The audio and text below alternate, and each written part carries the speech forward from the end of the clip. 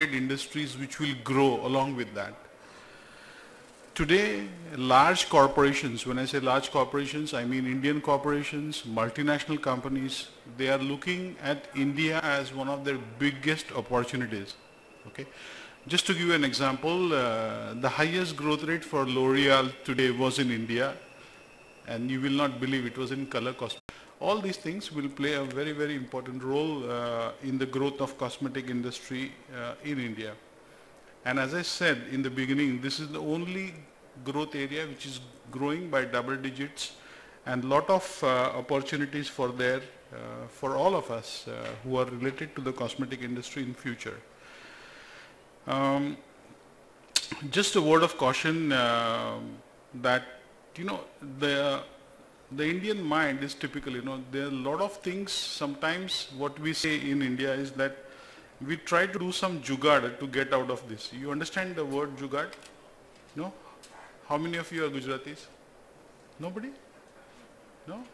How many of you really understand the word jugaad? Okay.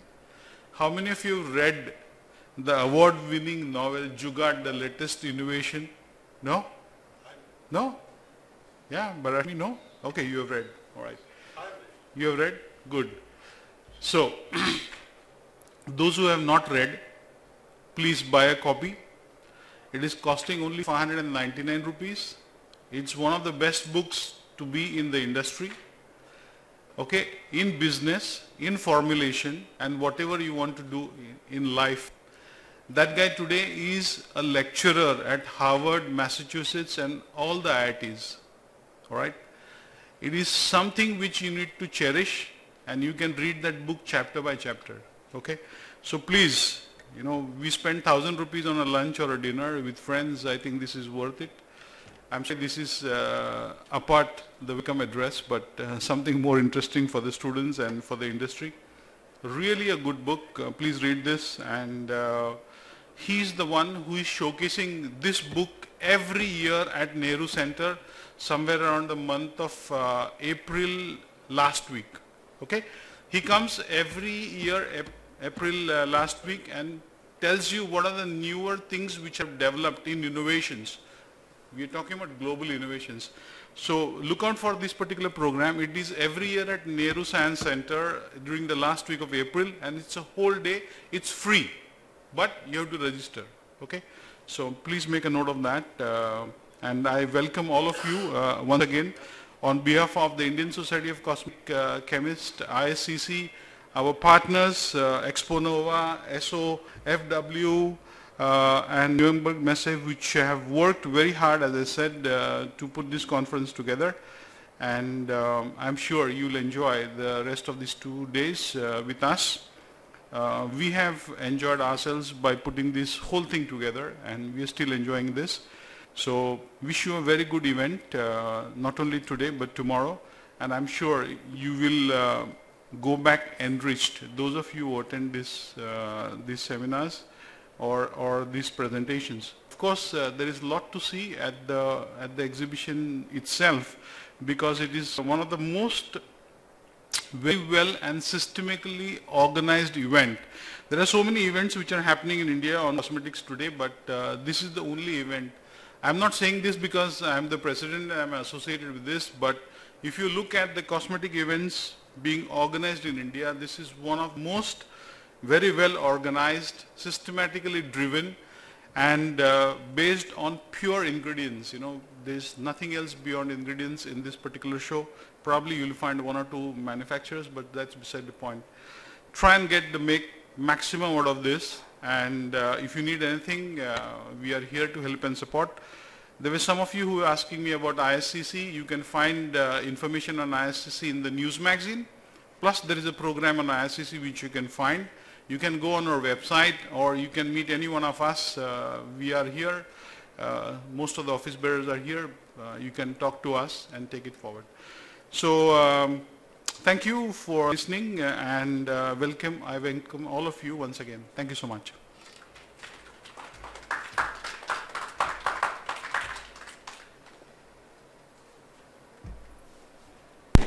Thank you, Sunil, for the welcome address. I would request Mr. Suhas Nandudikar to kindly give a memento of appreciation to our President.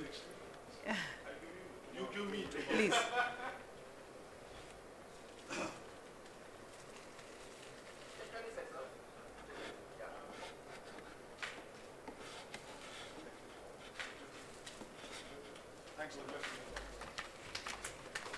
Thank you, Sunil. It was indeed, so we welcome you again, and this year I would like to tell that we are having our innovation awards for raw materials, which is a new addition to the conference, and this is the first time in India that we are having such innovation awards. So we now start with our keynote speaker. I would like to introduce our keynote speaker, Mr. Robert Fisher. Actually, everyone knows, we know him so well, but then he's a very well globally known in cosmetic industry. Everyone knows Robert very well. He is publisher of SOFW, and he has several publications which are for cosmetic industry.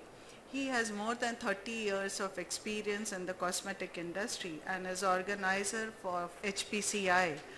He is also the organizer for next IFSCC conference in Munich this year. I would like to invite Mr. Robert Fisher on the dais to take us through the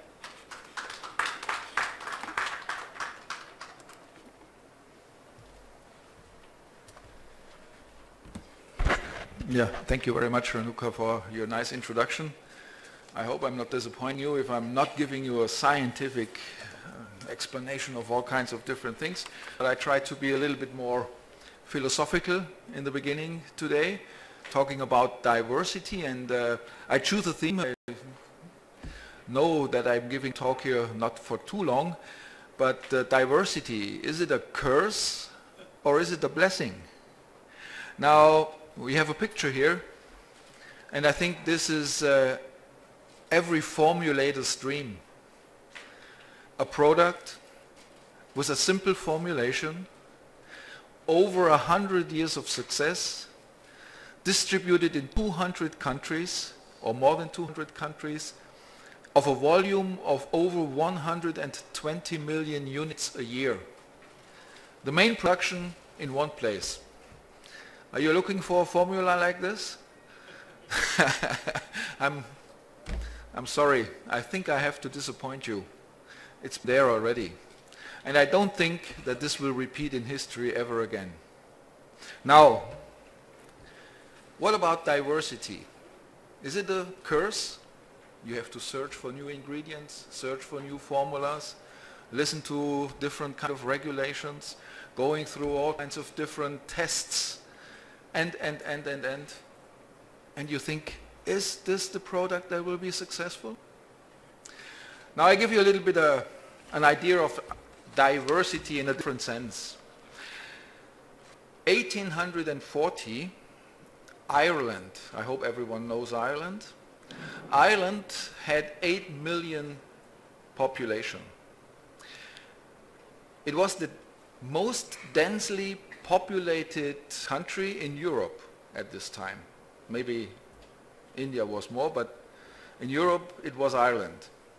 And the main food that the Irish people fed on was potatoes. And they lived very well with it. The potato they grew was called lumber. And this lumber was an excellent potato because it didn't have many requirements really. Yeah, everyone could grow it in their foregardens. If the ground was wet, it didn't matter. If the ground was dry, it didn't matter. If the ground was stony, it didn't matter. This potato grew. But then in 1845, a blight hit the potato. You know what a blight is? It's sickness. Yeah? Okay. So this blight hit the potato, and almost 80% of the crop died. This was a problem. But the problem came the next year.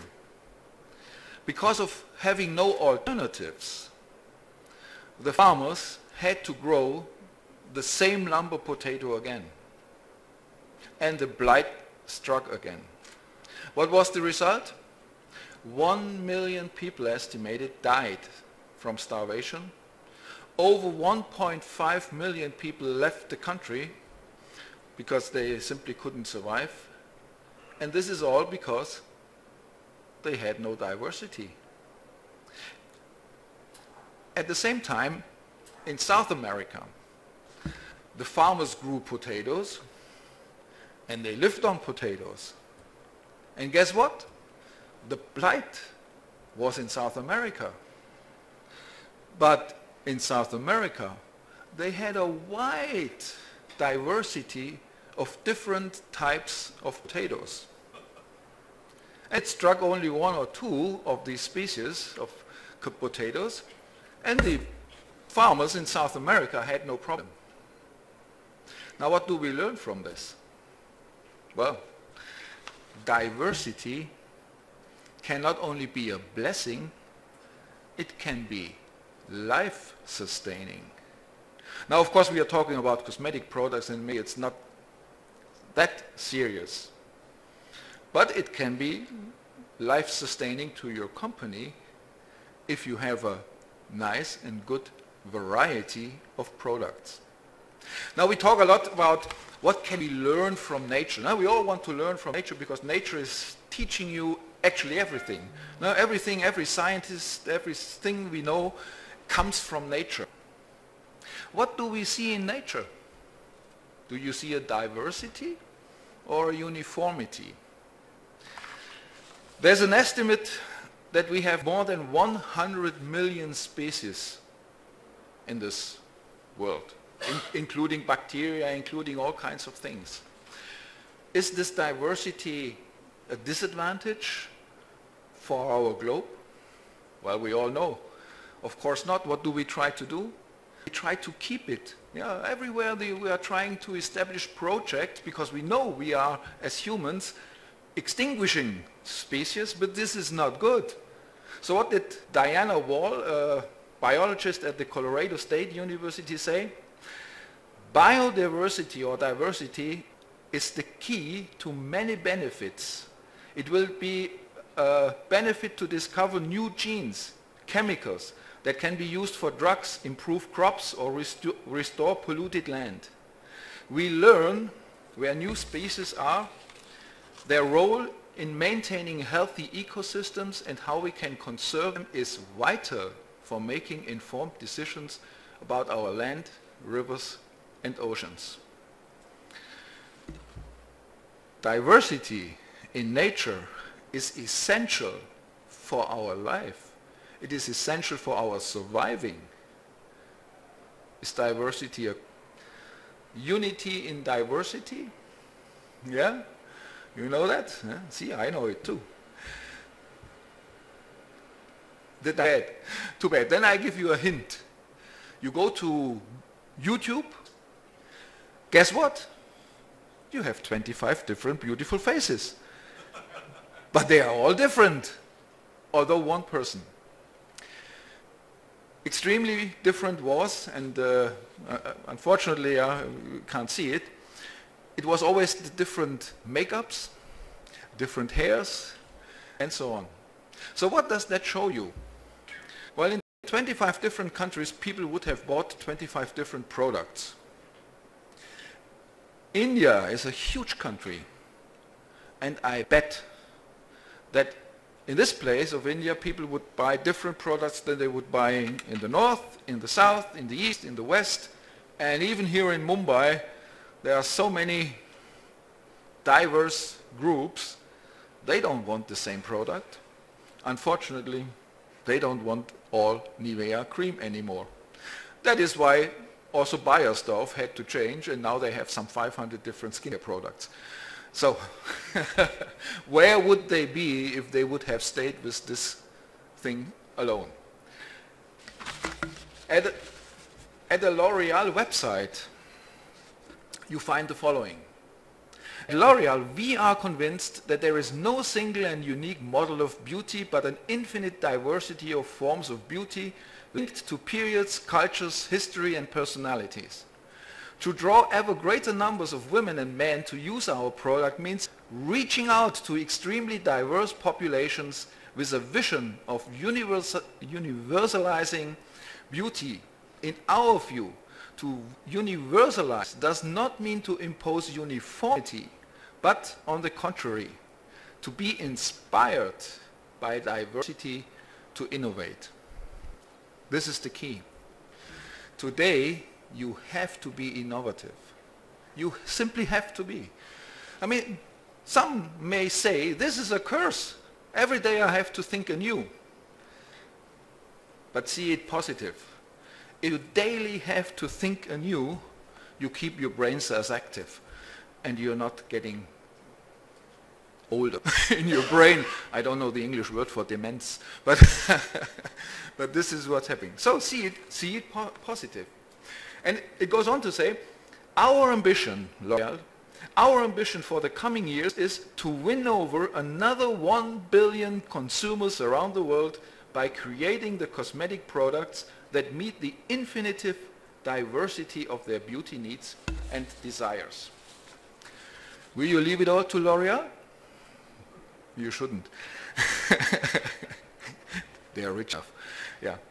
Now we see, diversity is really a key for success in the future, also here in the cosmetic industry. And I just had the opportunity to talk to Dr. Thomas Förster of Henkel. Some may know him. He's the corporate vice president of R&D at Henkel Beauty Care. It's just about 2 weeks or 3 weeks ago. And I asked that question, is there something like a global product? And he said, well, yeah, in some shampoos you can manage, but then he said, however, there is a great demand for regional products that satisfy specific consumer demands. Hair and skin types vary significantly in different parts of the world. Just think of the straight, thick hair of Asians, wavy Caucasian hair, or frizzy African hair, not to mention all the different skin tones. These ethnic differences determine a variety of consumer needs. On top of this are preferences for certain fragrances, regional trends, and locally known natural ingredients which require special formulation. This is your chance. This is where you are here.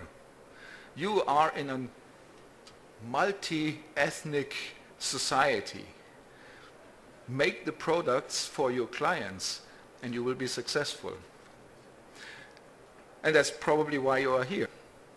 Here in this conference you will learn more about all kinds of diversities. On the show ground, you can go to the booth and see what they offer for you to create innovative new products for the needs of your clients. So, you're at the right place, and think of the South American farmers. Diversity is a blessing. Thank you.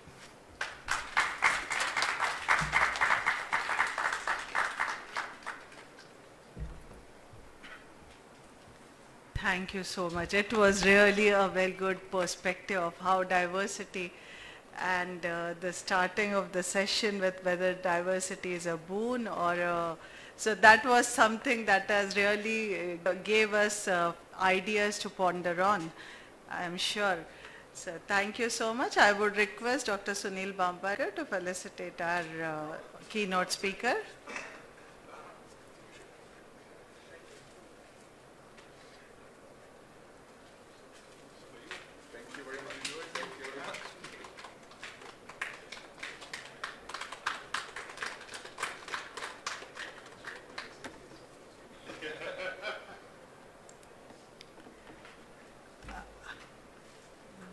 I would now like to introduce our keynote speaker, Dr. A.K. Datta.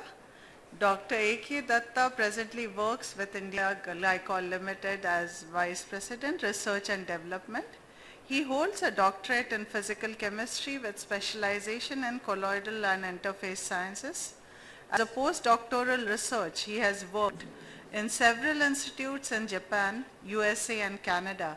He has worked with Unilever in their home and personal care category as a senior scientist and senior product development manager, with United Phosphorus Limited as their global head for research and development in agrochemicals. He has published 40 research articles in referred international journals and has 4 patents. His research interest continues to be in the area of molecular organization in soft matters, ultra-thin films and interfaces, in addition to development of high-performance innovative formulations for agrochemicals, home and personal care products. I invite you, sir, to kindly greet.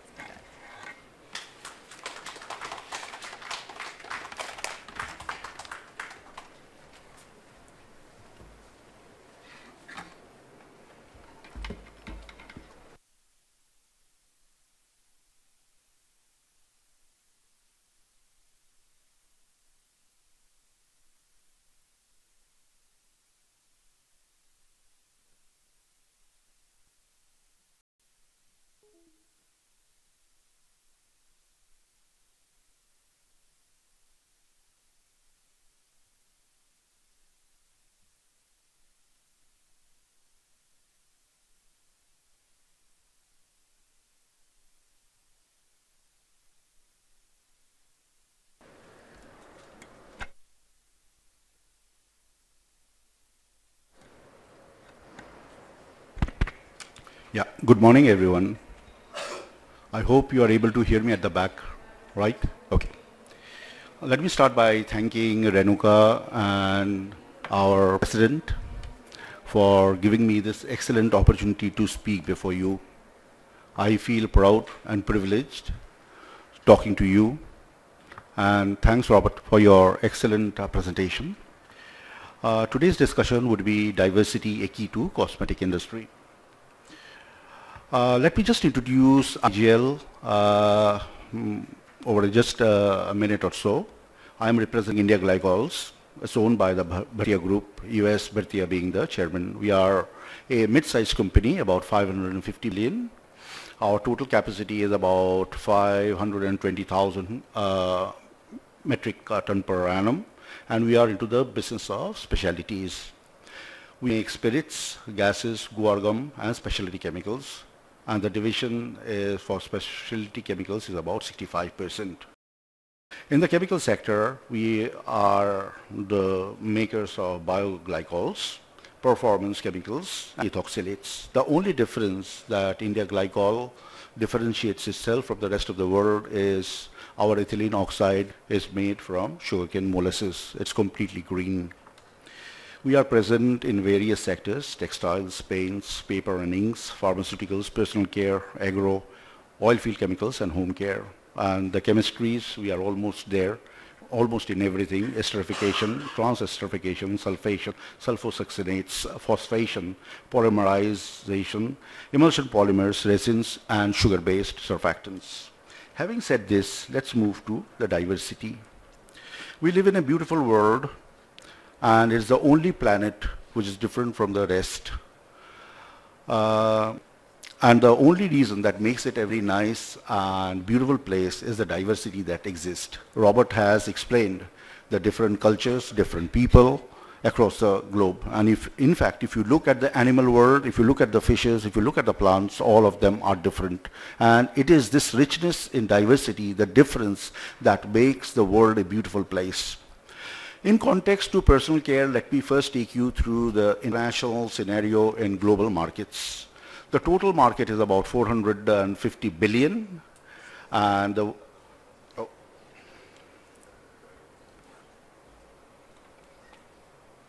sorry.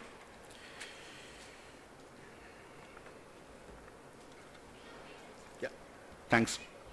The total global market is about 450 billion, and if we break up, North America is about 93 billion, growing at a moderate rate of a CAGR 4%. Europe is about 114 billion, also growing at about 4%. Southeast Asia, in fact, is about 141 billion, growing at 5%, and these CAGRs are averages. Africa is about 30 billion. It's small, but it's growing. And that's where the opportunity lies. Latin America is also small compared to Europe and US, which are matured markets. And here it is 59 billion, growing at 9%. As Sunil said, that the areas of growth is mostly India and China, and we'll see that in a short while. The total personal care, if we look at it, can be broken up into these categories. It's about 26%. The biggest share is skin care. 15.5% is about hair care. Color care is about 13.5. Men's grooming is 10. Fragrances 10. Color care, bath shower, deos, and baby care. Interesting is to note that men's grooming, baby care are the areas that are simply growing over here. Now if we look at the actual sizes in terms of the sales and the CGRs, the maximum, the lion's share comes to skin care.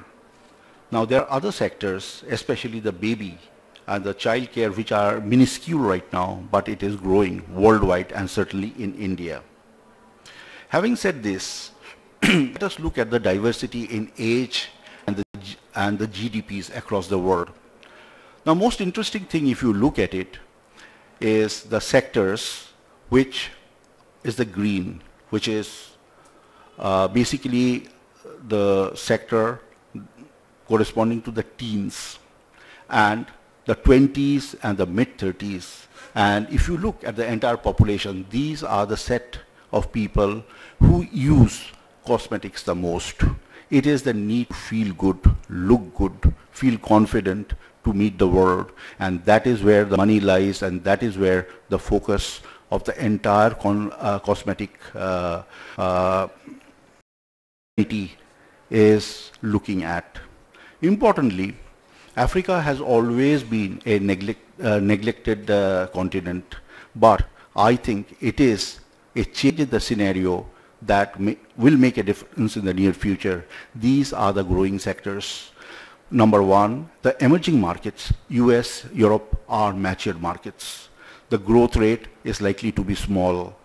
The best of innovations have happened in Europe and US, but very little has actually gone in terms of the emerging markets, which are basically Africa, China, India, and Southeast Asia.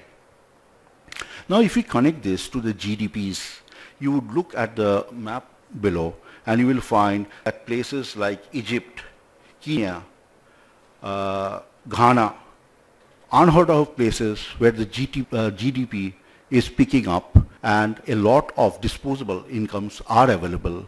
It is only when you have a lot of money, then only post using your money to pay your food bills and rentals, you spend it on cosmetics.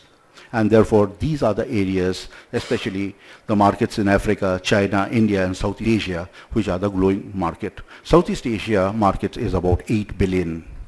Having said this, let us look at the market trends. How is the market moving? Now, in the third world countries, especially like India, Bangladesh, Southeast Asia, in contrast to the rich nations like in Europe, US, there has been a marked change. A lot of disposable incomes have become now available. If you look at India, in a household of 4, almost 3 people are working. There is a lot of disposable incomes. With the foreign companies, MNCs coming into India, a lot of jobs have become available, and these are high valued jobs. Therefore, with this disposable incomes comes the next set of thought process. What do I do with the money? I need to look good, I need to feel good, and I need to lead a better life. It is this compulsion that has triggered a growth in the cosmetic market. Second thing, beyond the awareness of self, need to differentiate from others, and the need to feel good and confident are the key areas which are the drivers of growth. If you look at the premium sector, you would be surprised to see what we always believed, a subcontinent like India, which basically is what you might say would be a mass market controlled is now showing an indication of moving towards the premium. Therefore, the mindset over the years has happened. People are more inclined to spend more, it doesn't really matter, in order to get the best of products, international products for their use. And it is this reason that is the mass markets are slowly shifting towards the premium markets, and hence the demand for high quality products. Having said that, let's look at religious practices across the world. Just as Robert said, that cosmetics is different. It is something you put on your body. It's like food, what you eat, and it is closely correlated with your culture. It is closely correlated to your beliefs. It is closely related again to your habits. And this is something which makes the cosmetic industry unique. What will work for Sweden need not work in Africa, and what works for Africa need not work in India. Now, if you look at the religious practices across the world, the blue part, I would guess the purple one corresponds to Christianity, green, the Islamic, and the red, the Hinduism. Now, there are a lot of issues in terms of beliefs, lot of things. What would pass for the Christians would not pass for the Islamic, would not pass for the Hinduism. There's nothing wrong with it. It is the way what we believe in, and that is the diversity, and that is the respect we have in terms of believing in others, believing their concept, their thought processes.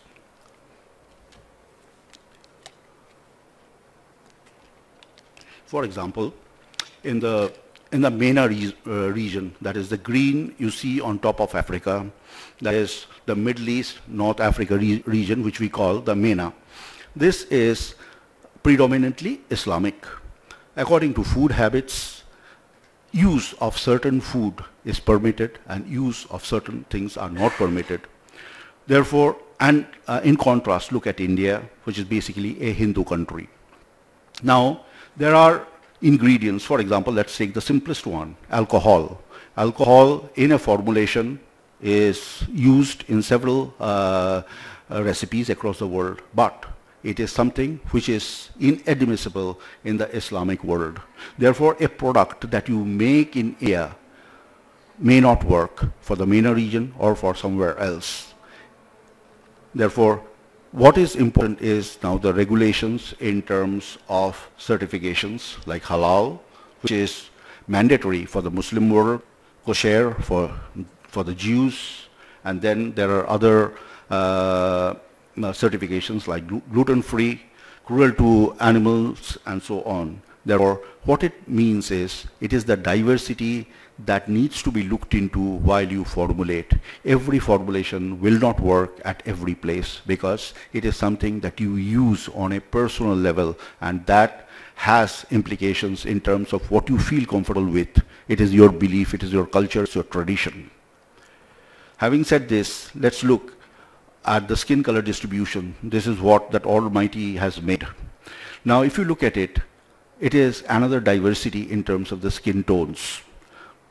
People have different skin tones across the world, and if we look at it right from the lightest to the darkest, this is basically the skin color distribution that we have. Now look in terms of the makeup. What will probably work for Sweden will not work for Africa, and what works for Africa need not work for Australia. Now the basic differences lies in the skin content, the melanin skin content. And if you look at the figures for the dark skin and the light skin, all you see is the quantity of melanin in your skin is different, and that is what makes the skin color or texture grossly different. Let's look at the difference between skin for white and dark colored skin. First thing, the difference is the white skin is about 7.2 microns, black skin is thinner. Number of layers making the epidermis for white is only 17 compared to 22. Other differences are white skins are more liable to photo damage, contrast to that in black. And of course the melanin penetration, which I said in dark skin, is higher compared to that in black skin. Having said that, look at the quality of hair, a comparison between white skin, Asian and black hair. Appearances are grossly different. For whites it's wavy, Asian it's straight, and black it's frizzy and spiral-like. Shape, if you take a cross-section of hair belonging to any of these ethnic groups, it's completely different, as you can see from the scanning electron micrograph given below. Similarly, also the tones for hair is different, as you can see in the chart below. Having said this, let's look at the diversity in regulatory laws. You cannot simply make a concoction of products and believe that this is the best thing that will be usable everywhere. Now, if you look at it, let's look at some simple ingredients. For example, talc. It's basically a filler which almost every Indian uses. Now, there are issues with it. It supposed to cause diseases of the lungs. It is prohibited in Europe, but used in US and Japan. Look at coal tar, which is the essential ingredient for anti-dandruff. It is because of the higher content of aromatics. It is connected to cancer of the skin, breast cancer. Is prohibited by EU, permitted in US, also prohibited in Japan. Similar things are across the category. One of the most common ingredient is hexylresorcinol. It's an anti-aging ingredient. It's an active ingredient in your cough, what you might say, those strepsils. But it is a cancer suspect, prohibited in EU, but allowed in US. What I want to say in this is, EU has banned almost about 1,400 ingredients. What it simply means is that the need and the caution to use ingredients across the world varies. It is different perceptions that is carried from continent to continent. Now, let's look at this. This is something very interesting, and I thought maybe would be something to keep at the back of one's mind while designing products. Cochineal dye, this is a red dye often used in lipsticks. These are extracts from beetles. These are materials that used to be used as back by the Egyptians. It's a blood red color, very bright, does not have any other implications, but it is still used in certain products in China, but I guess no European or American would like to use this because it is related to insects. Tallow, it used to be a common ingredient, still used in lipsticks in certain part of the world, but may not do well in other parts of the world as well. Lanolin, collagen, estrogen, and retinol, these are all animal-based products. People who believe in kindness to animals would definitely refrain from this, but there are again societies that do not look into these. For example, in China, most of these products are used and are available in the open market as of today. Having said this, let's look at the personal care business specific to India. Here, the distribution is a bit different. Here, hair happens to have the largest market share, about 34%. Face care, basically the face washes, are a craze in the market today. It is increasing, and the total share is about 13%. Skin is relatively small, I guess, because it has probably reached a saturation in terms of the body washes, the soaps that are available. But there are other emerging areas like cellulite treatments, face for grooming for men, especially face and beard, especially the men's fascination to look fairer now, while there has been no effort over the last 10 years where men basically never ever used skin lightening creams, but there is a definite change in the mindset, change in the fashion, and these are the areas that are growing in India. In India, personal care is no more about skin and hair, but it is a mixed bucket. Beauty has become a combination of beauty and wellness. It has about 48% goes there. It's partly slimming, fitness, and most importantly, the emerging area is rejuvenation. These emerge from the fact that you look beautiful not just by putting in a couple of makeup across your face, but you need to be healthy, you need to be beautiful overall. That goes partly as slimming, fitness, beauty, wellness, and rejuvenation. And you can see that repercussion in the market with the number of gyms that have started across the country. Having said this, the other part is cosmetics is not only cosmetics today, it's a mixture of cosmetics, nutrition, and pharmaceuticals that has given rise to emerging areas like nutri-cosmetics, nutraceuticals, and cosmeceuticals. And that all emerges from the single thought that you have to be healthy, you have to look good, you have to be overall a attractive person. So it is not only about putting what you might say cosmetics on your face or your body, but it has to be a overall health concern. Having said this, the story for India would not be complete if I do not take you through the recent developments. Recent areas that has grown very fast with CAGRs of about 23.6%, 22% is in deodorants, color cosmetics, baby and child care, look at it, it is about 16.5, sun care 15.1, men's grooming 15.1. In a warm country like India, looking for sun care was something unheard of even 5 years ago, but today it has emerged as a winner in the market.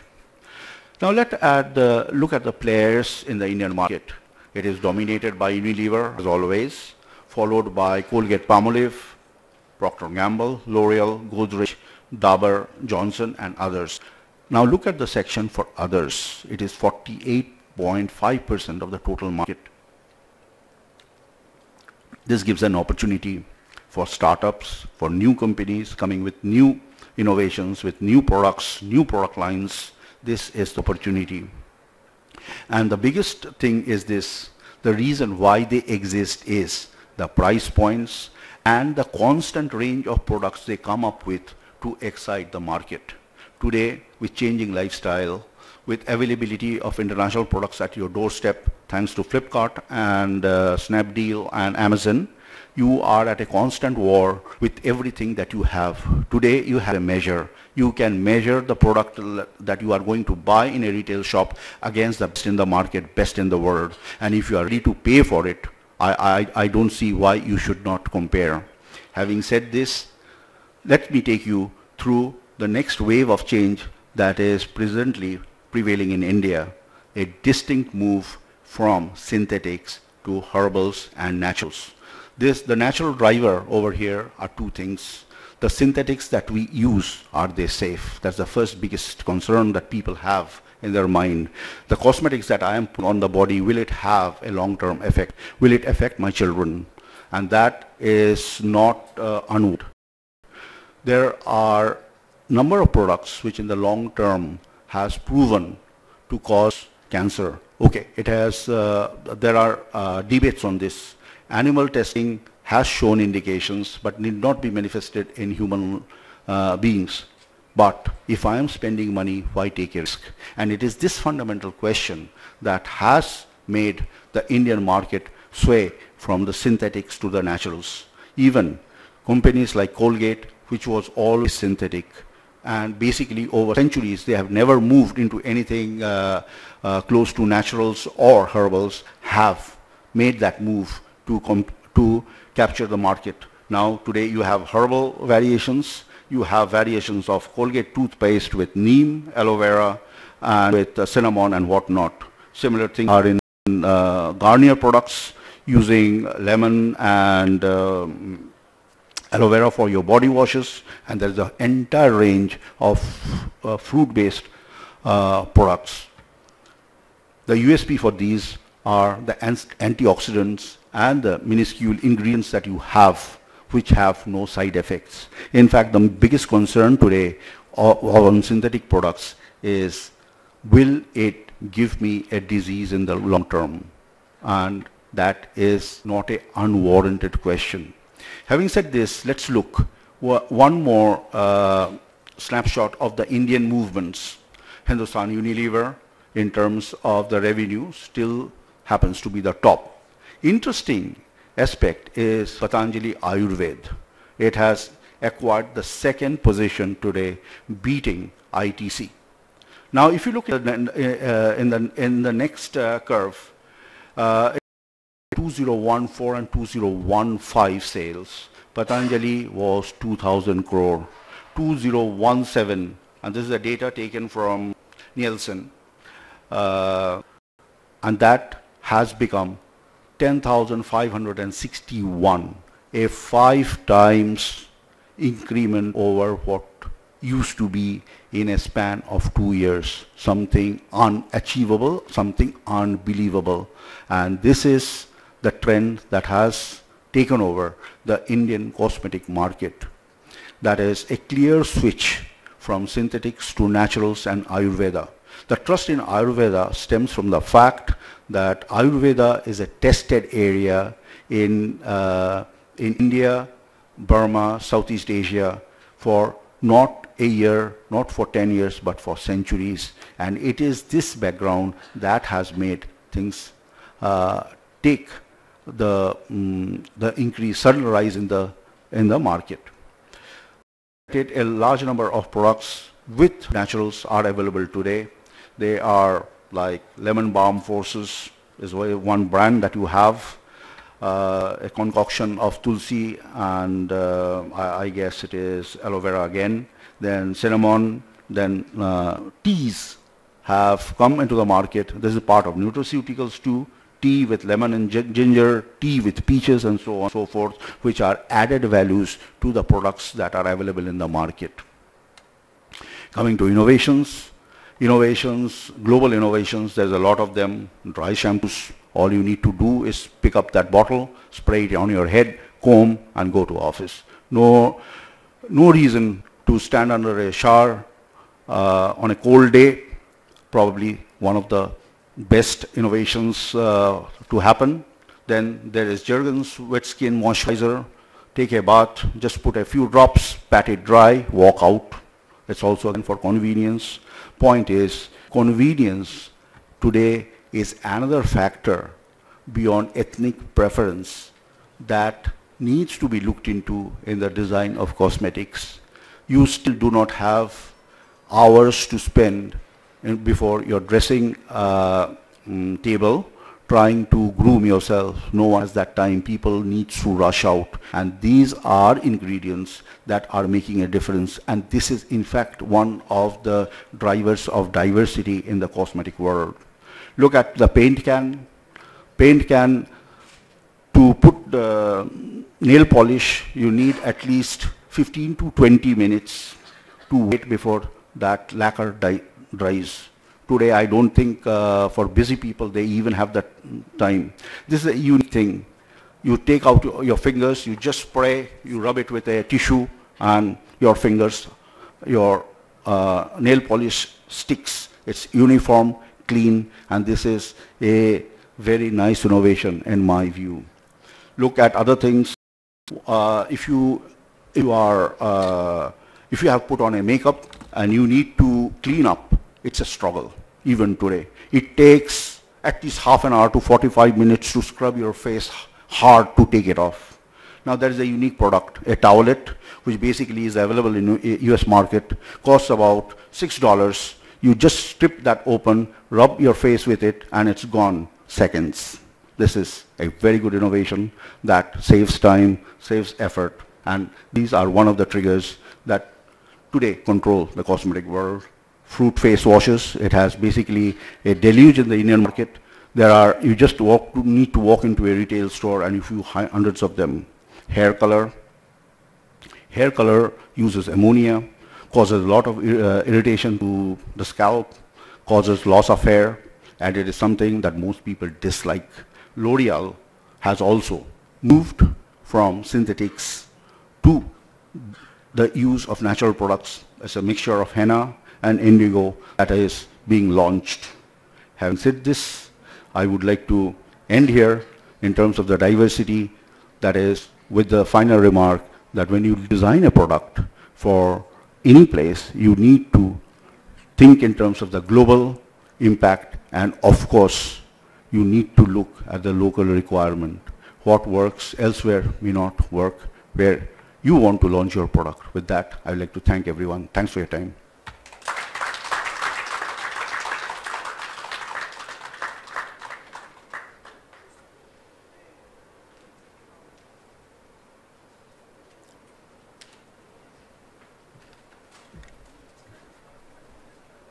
Thank you, Dr. Datta. It was really a we went through the whole industry and the various diverse aspects of the industry. Thank you for taking us through that. I would request Mr. Suhas Nandurdikar to kindly felicitate our keynote speaker.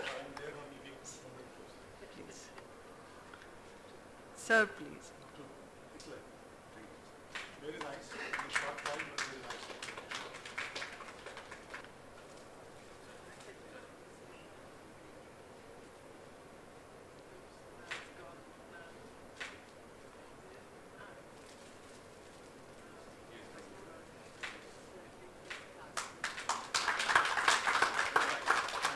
Thank you so much. We now take a break. We are at the end of the inaugural session. We take a break for 5 minutes. The tea is served at the back. You can have tea and immediately we will start with it's 15 minutes, but we'll hardly take a break for 5 to 7 minutes because we are running behind time. So we'll join again in some time for the next sessions. Thank you so much.